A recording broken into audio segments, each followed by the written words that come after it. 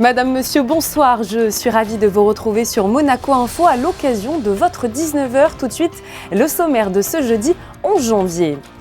Le Yacht Club de Monaco poursuit sa volonté de se positionner comme un acteur de référence pour un yachting responsable et durable.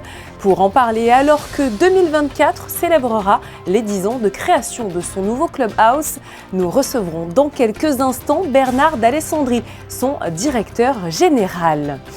Le festival Cinéma for Change présente des courts-métrages du monde entier qui abordent des problématiques liées au développement durable. Dans le cadre du prix des enfants du festival, des centaines d'élèves de Monaco ont choisi leurs favoris au Théâtre des Variétés. Reportage à suivre. En 2024, la préoccupation numéro 1 des acteurs des médias sera l'exactitude de l'information, le développement des fake news représentant un vrai risque à la capacité de tout à chacun de s'informer. Pour nous en parler, Dov Alphon du journal Libération sera notre invité.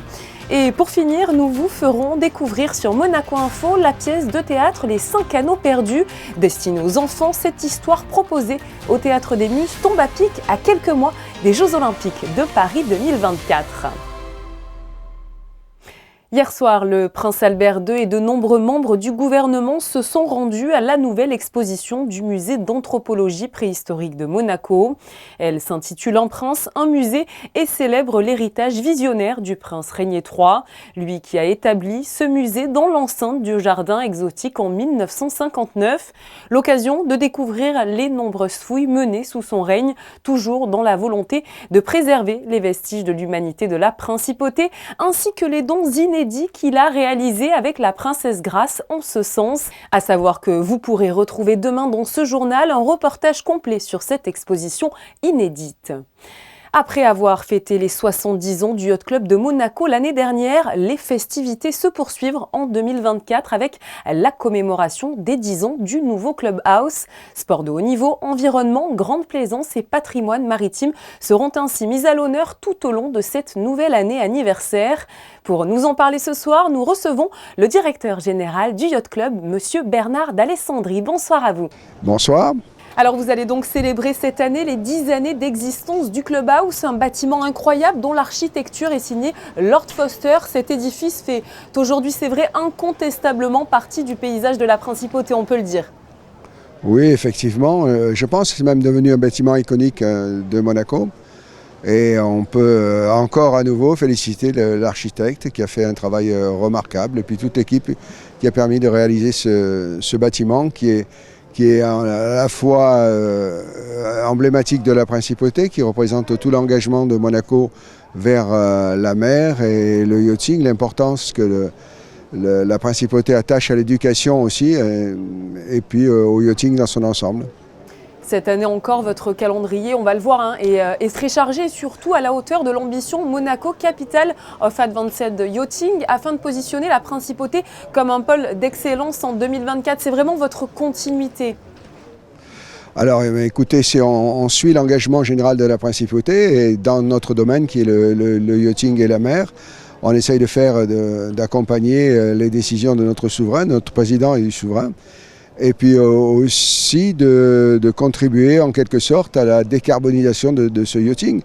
Il faut que ce yachting évolue. Comme les autres secteurs d'activité, on doit s'adapter rapidement puisqu'on a des engagements sur la baisse d'émissions de CO2, sur les autres gaz et sur bien d'autres choses. Donc on est un des acteurs de la transition énergétique de la principauté. Mais notre domaine est plus le domaine du yachting. Donc quand on peut accompagner ou présenter de nouvelles solutions pour justement cette transformation et pour que le yachting continue à exister comme il est aujourd'hui, aussi fort et aussi représentatif qu'il est aujourd'hui, il faut qu'il évolue bien évidemment. Vous mettez, c'est vrai, au quotidien en œuvre tous les outils pour que le yachting soit plus vert. Pour y parvenir, je pense forcément à la Monaco Ocean Week avec l'environnement toujours placé au cœur des débats. Ça fait partie des moments phares de votre calendrier.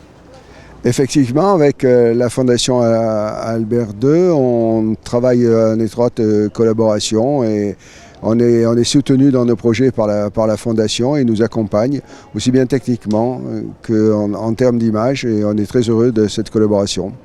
De nombreux autres rendez-vous vont se tenir tout au long de cette année 2024 au Yacht Club de Monaco. Je pense notamment aux rendez-vous sportifs. Est-ce que vous pouvez en évoquer certains pour nous ce soir ? Oui, bien évidemment. Bon, l'année, je me permettrai de faire un tout petit retour sur l'année 2023, qui a été une année exceptionnelle pour le club, puisque avec un palmarès parmi nos membres assez exceptionnel. J'espère qu'on va continuer et faire quelque chose d'aussi bien pour les années 2024. En tous les cas, on a des objectifs, des vues sur une éventuelle sélection aux Jeux Olympiques de Paris, donc de Marseille, puisque la voile se fera à Marseille. Et puis beaucoup d'autres ambitions aussi pour les jeunes équipes. Peut-être une reprise de la MSA, qui est Monaco Sport Academy, parce qu'on s'est aperçu que il n'y avait pas que l'aspect technique dans la voile, il y avait aussi tout ce qui accompagnait nos coureurs sur lesquels il fallait travailler. Et puis des manifestations importantes qui auront lieu tout au long de l'année. La première étant celle que l'on vit aujourd'hui, là, actuellement, la MOTR, et qui, je dois dire, est un rendez-vous quasiment unique au monde, de par la qualité des participants, par le nombre d'équipes, et puis par la forme aussi de cette régate qui transforme la voile d'un sport individuel en sport collectif. Et c'est très positif et très pédagogique pour nos jeunes coureurs. De votre côté, cela fait de nombreuses années que vous êtes à la tête du Yacht Club de Monaco. Quel regard, ça sera ma dernière question, portez-vous sur sa belle évolution ? Écoutez, on regarde avec plaisir et un peu de fierté du chemin et de l'évolution que l'on a fait. Et puis on a résolument tourné vers l'avenir et pour faire des choses aussi importantes et aussi intéressantes pour le yachting, pour les jeunes surtout. On a adapté depuis quelque temps, on a une section spéciale pour les personnes qui subissent un handicap. Et puis on a bien d'autres domaines, mais l'année 2024, j'espère, sera aussi fructueuse et aussi importante que l'année 2023. Merci beaucoup à vous, Bernard d'Alessandri, d'avoir été présent sur Monaco Info pour aborder donc les grands rendez-vous du Yacht Club en 2024. Mais c'est moi qui vous remercie, je vous souhaite une très bonne soirée. Merci. Et justement, parmi les grands événements de l'année pour le Yacht Club, la Monaco Optimist Team Race se déroule en ce moment même dans le pays. L'élite du Team Racing s'est ainsi donné rendez-vous dès ce matin pour 4 journées de compétition intense. Christine Datomel et Lionel Bernardi étaient sur place. Reportage. Âgés de moins de 14 ans, les concurrents répartis en 18 équipes de 4 régatiers se sont affrontés à armes égales sur le plan d'eau monégasque ce jeudi. Organisé par le Yacht Club de Monaco, le Monaco Optimist Team Race s'impose désormais comme une référence mondiale pour les jeunes coureurs internationaux qui concouraient pour remporter bien sûr le maximum de rencontres afin d'afficher son équipe en haut du tableau, un objectif commun à tous les compétiteurs. Quelques heures avant la course, la team monégasque, quant à elle, nous confiait compter sur son esprit de cohésion pour se démarquer. Ils ont entre 2 et 3 ans d'écart d'âge, mais ils s'entendent quand même super bien et ils sont prêts à faire les efforts les uns pour les autres. Donc ça, c'est vraiment une qualité primordiale. On a fait un clinique avant la régate et on a fait des autres régates d'entraînement à Berlin et à Barcelone et on s'est entraîné beaucoup dans les derniers entraînements avec toute l'équipe. Et on a fait des exercices exprès pour se préparer. 2 de mon équipe sont débutants, donc eux c'est plutôt de la découverte et continuent à les former en vue de l'européen qu'on organise au mois d'octobre 2024. Et deuxièmement, c'est de performer au maximum, sûrement dans le top 10. Une épreuve de match race mettant donc en avant les qualités techniques, tactiques et l'esprit de solidarité. Inspiré de l'America's Cup, le match racing est un sport à part entière et c'est ce format qu'a adopté la Monaco Optimist Team Race. Des équipes de 4 de chaque nation s'affrontent avec toutes les autres équipes dans des séries éliminatoires à la ronde, à l'issue desquelles les meilleurs accèdent aux quarts puis aux demi-finales avant la grande finale qui aura lieu cette année ce dimanche. Le patineur artistique qui représente la principauté, Davide Littenbrain, vient de se qualifier pour le programme libre des championnats d'Europe de patinage. Ces derniers se déroulent en ce moment même à Kaunas, en Lituanie. Alors que Davide a changé d'entraîneur il y a 5 mois, il fait partie des 24 qualifiés pour la suite de la compétition après le programme court. À noter qu'il a réalisé lors de sa performance un triple axel. Et pour info, c'est le tout premier patineur de Monaco à réaliser une telle figure. Pour suivre la suite de ces championnats d'Europe, rendez-vous ce vendredi dès 18h15 avec le programme libre. Dans le cadre du prix des enfants du festival Cinema for Change, plus de 500 élèves de Monaco ont voté en qualité de membres du jury pour leur court-métrage favori au Théâtre des Variétés.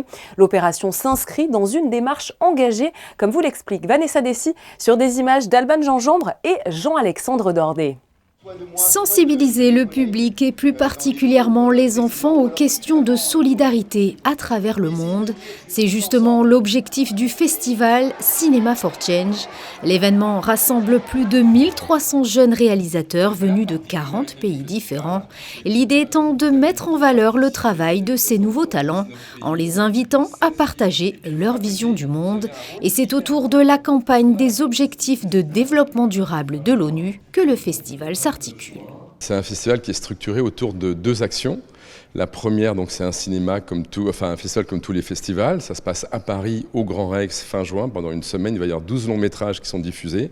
Et puis à côté, on a ce qu'on appelle les prix jeunesse. Donc c'est un peu aussi une particularité du festival. C'est quelque chose qui se passe avant le festival, pendant presque 10 mois. C'est toute une organisation où la compétition court-métrage va être visionnée par des élèves dans des établissements scolaires. On est présent dans 19 pays, il y a plus de 16 000 élèves et les jurys sont les élèves. La direction de la coopération internationale a souhaité associer les élèves de la principauté au festival Cinema for Change. Lors des projections, les plus de 550 élèves ont voté pour leur film préféré. À leur retour en classe, les élèves devront rédiger un commentaire afin de justifier leur choix. Nous faisons sur plusieurs jours des interventions dans le milieu scolaire pour présenter ce festival, pour expliquer aux élèves ce qu'ils vont devoir faire. Et ensuite aussi, on leur fait une petite explication sur les objectifs de développement durable, la solidarité internationale et ce que fait le gouvernement dans ce domaine. Le gouvernement de Monaco soutient depuis le tout début ce festival et nous faisons justement participer les jeunes de Monaco, mais également les jeunes de nos pays d'intervention. Nous faisons aussi intervenir les étudiants de Sciences Po. Nous avons un partenariat avec Sciences Po Menton. La remise des prix du festival Cinema for Change se tiendra le 29 juin prochain à Paris. Allez, nous restons au théâtre, mais nous prenons cette fois-ci la direction du Théâtre des Muses où le Monaco Press Club a organisé une conférence hier soir avec un spécialiste du crime organisé. Jean-Michel Verne est un journaliste indépendant basé à Marseille. Il co-dirige depuis 2021 une session de formation à l'École nationale de la magistrature. L'arrière-petit-fils de Jules Verne est aussi l'auteur de plusieurs livres comme par exemple Juge en Corse ou encore Les nouveaux mystères de Marseille. Son dernier ouvrage donne quant à lui la parole à 11 magistrats, son titre procureur en France. On l'écoute tout de suite au micro de Fabien Bonilla. Les magistrats, ils se racontent, ils expliquent comment ils en sont arrivés à devenir magistrats. Ils racontent les grandes affaires qu'ils ont traitées.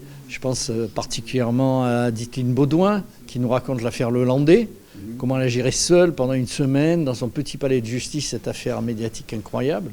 Voilà, on a plein d'exemples comme ça, ou des affaires, différentes, comme l'affaire Chirac, l'affaire Juppé, Richard Dieu, on a un qui avait tué tout le conseil municipal de Nanterre. Enfin, je veux dire, c'est des moments forts. Ils parlent de ces moments-là, de leur travail, de l'évolution de leur travail, puis ils se projettent sur l'avenir. Et effectivement, ils font part de leurs inquiétudes et puis parfois d'une certaine lassitude. Procureur en France, 11 magistrats sortent du silence aux éditions Robert Laffont.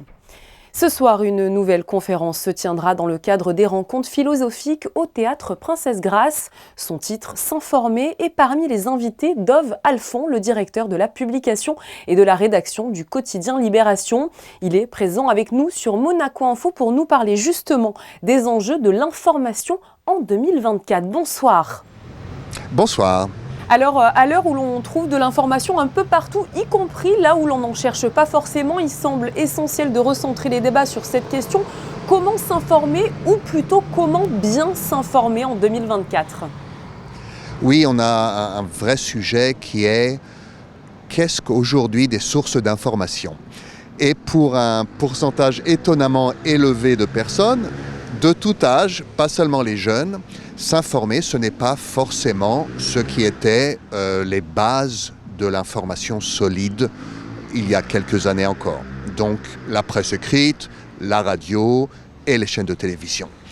Alors qu'est-ce que s'informer ? Très souvent, c'est une sorte de chambre à écho formée par nos réseaux sociaux, donc nos amis ou des gens avec lesquels nous avons des affinités. Et donc nous avons des informations qui nous plaisent ou bien qui nous mettent en colère. Ça dépend du réseau social. Ce n'est pas ce que j'appellerais de l'information. Alors justement, par rapport aux réseaux sociaux, les fake news ont pris un essor terrible. Quelles solutions avons-nous face à ce fléau pour les contrer, ces fake news ? Nous en avons de deux sortes. D'abord ad hoc, c'est-à-dire quand il y a une fake news. Par exemple, le journal Libération a fondé en fait le fact-checking avec un service qui s'appelle Check News, mais tous les médias presque en ont. Et donc, il faut directement dire non, cette vidéo n'a pas été tournée au tremblement de terre turquie. Non, c'est faux, ce n'est pas ce soldat-là, ce n'est pas ce que vous avez vu. Et on reprend la source de la vidéo, la source de la fake, et on la démontre. Mais dans une démarche plutôt stratégique, il va falloir tout simplement ajouter la véracité des informations au programme d'éducation nationale. Il faut à l'école déjà, et certainement au lycée, enseigner des petits trucs et des grands trucs, comment déceler des fausses informations. Ça va devenir extrêmement important. On parle beaucoup, c'est vrai, de la jeunesse. Je pense qu'il y a une partie de cette jeunesse qui n'a pas ou plus vraiment l'envie de s'informer. Comment aussi, de votre côté, à l'échelle de la population, redonner un petit peu le goût de l'information à cette jeunesse ? Nous avons tous envie de nous informer sur des choses qui nous passionnent. Ça ne change pas et ça ne changera jamais.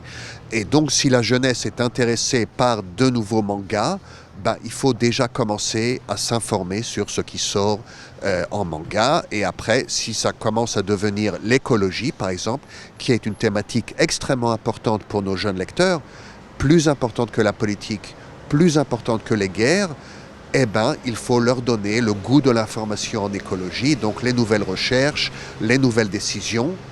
Et petit à petit, ils recevront par ce biais les informations d'autres thématiques et d'autres sujets. Je crois que la passion nous gouverne.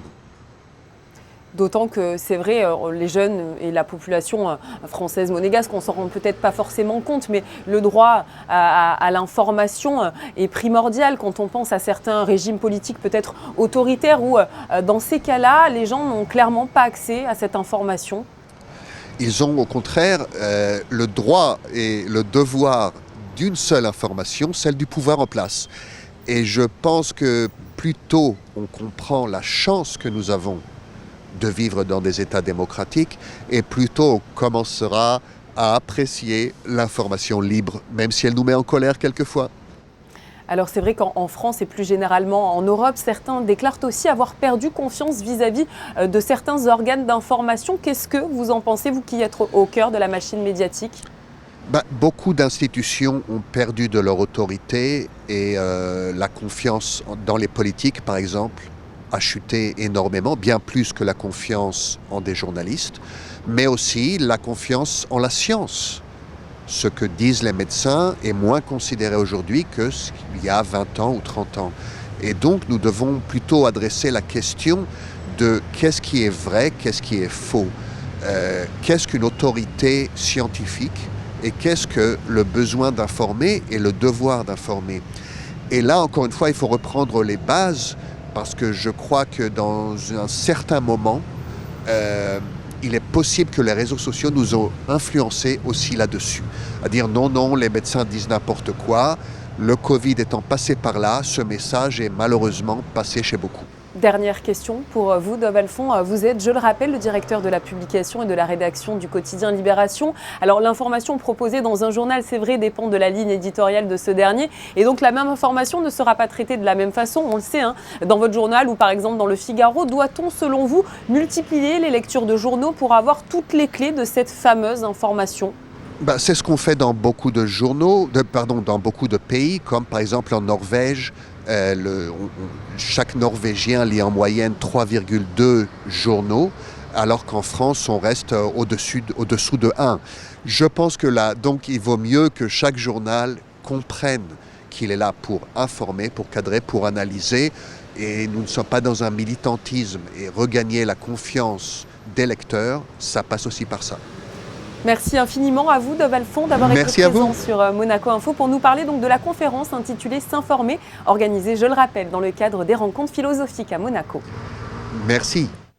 À noter que le prochain rendez-vous pour les rencontres philosophiques sera le mercredi 13 mars avec cette problématique, la charge mentale, le fardeau invisible des mères. La programmation du Théâtre des Muses se poursuit en ce début d'année avec cette fois-ci un spectacle dédié aux enfants. Les 5 Anneaux perdus racontent une épopée pleine de vie, de rire et d'enseignement sur les valeurs du sport. Alors que les Jeux Olympiques, vous le savez, 2024 arrivent à grands pas. Vanessa Dessy vous en dit plus sur des images de Thomas Deus. Si elle brille, voyez-vous, c'est grâce aux rêves olympiques des enfants. Mais les enfants d'aujourd'hui courent rarement dans les champs, ne font plus de ricochet, jouent moins souvent aux billes. Ils préfèrent rester assis et regarder des écrans. Alors, cette lumière est en train de mourir.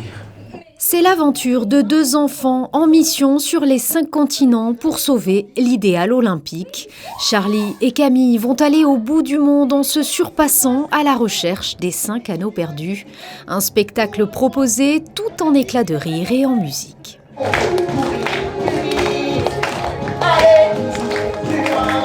C'est un spectacle qui est là pour faire découvrir aux enfants ou bien leur faire retrouver, parce qu'ils ont déjà des petites idées, qu'est-ce que c'est que les valeurs du sport. Sauveront-ils les valeurs universelles du sport, plaisir, persévérance, discipline, détermination et entraide? Le comité olympique de Monaco a souhaité tout naturellement s'associer au spectacle. L'excellence, l'amitié et le respect. Et on pourrait dire que c'est le programme d'une vie. L'avantage, c'est que le sport peut en être le vecteur. Et dans chacun de ces mots, on retrouve tout ce qui est important. La pièce est issue du célèbre Festival d'Avignon. Le jeu des comédiens est un véritable mouvement permanent entre réaction d'enfants puérils et véritable réflexion autour de certaines valeurs et prise de conscience. On a commencé d'ailleurs d'abord par plusieurs lectures, puis ensuite on est très vite passé au plateau et c'était beaucoup d'improvisation, beaucoup de recherche dans le corps, la voix, les petites blagues, les petits jeux, ça s'est fait au fur et à mesure. Tous les personnages, toutes les trouvailles techniques aussi, parce que le système de la boîte, c'était un système à penser qui n'était pas forcément hyper pratique. Et Marc Wolters, donc le metteur en scène et l'auteur du spectacle, a trouvé avec Simon Cornevin, le régisseur qui a fait la création lumière du spectacle. Ils ont trouvé ce système assez ingénieux d'anneaux qu'on va placer au fur et à mesure et on retrouve à chaque fois ces anneaux. Le spectacle Les 5 Anneaux perdus est à découvrir ce week-end au Théâtre des Muses. À découvrir également ce week-end et dans le cadre du 46e Festival international du cirque de Monte-Carlo seront organisés le samedi 13 janvier une grande parade en ville partant de Fontvieille à 14h, suivie d'un spectacle, un open air circus show sur la place du Palais vers 14h45 cette fois-ci. Un contrôle d'accès du public avec vérification des sacs sera mis en œuvre à différents accès du site. À noter également la fermeture de l'accès à la place du Palais depuis la promenade Sainte-Barbe. Nous reviendrons largement sur ce bel événement dans notre édition du week-end. Vos prévisions météo avec Frédéric Elion juste avant de se quitter. Bonsoir Frédéric, l'embellie se confirme-t-elle vendredi ? Bonsoir Julia, en effet le ciel sera parfaitement dégagé vendredi. Un grand soleil et un faible vent Conséquence, les températures vont remonter légèrement avec 7 degrés le matin et 13 l'après-midi, vendredi 12 janvier. Vous pourrez souhaiter une bonne fête à toutes les Tatiana. On vous en parlait en début de journal, le prince Albert II s'est rendu hier soir au musée d'anthropologie préhistorique de Monaco pour découvrir l'exposition Un prince, un musée. À ses côtés, le ministre d'État Pierre Dartout et de nombreux autres membres du gouvernement. Frédéric Nébinger, l'un de nos photographes, était lui aussi sur place pour vous faire vivre cette visite en immersion totale. C'est la fin de ce journal. Merci comme toujours pour votre fidélité. Demain, vous pourrez retrouver Yannick Debever à la présentation de ce journal. Pour ma part, je vous dis à très bientôt sur Monaco Info, évidemment.